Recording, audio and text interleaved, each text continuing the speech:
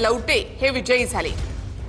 सोलापूरमधल्या सांगोला तालुक्यामध्ये शिंदेच्या शिवसेनेनं खातं उघडलेलं आहे। सोलापूरमधले अपडेट्स आणि महूद गटातून शिंदेच्या शिवसेनेचे दादासाहेब लवटे हे विजयी झालेले आहेत। तर एक कल आपण या ठिकाणी पाहत आहोत। पंचायत समितीचे 31 जागांचे कल हाती, त्यामध्ये भाजप नंबर 1चा पक्ष 10 जागा घेऊन शिवसेना 7 आणि दादांची राष्ट्रवादी 8 जागांवर या ठिकाणी आघाडीवर आहे। सोलापुरातील सांगोला तालुक्यात शिंदेच्या शिवसेनेनं खातं उघडलेलं आहे। महूद गटामधून शिंदेच्या शिवसेनेचे दादासाहेब लवटे हे विजयी झाले। सोलापूरमधल्या सांगोला तालुक्यामध्ये शिंदेच्या शिवसेनेनं अखेर खातं या ठिकाणी उघडलेलं आहे आणि महूद गटातून शिंदेच्या शिवसेनेचे दादासाहेब लवटे हे विजयी झालेले आहे।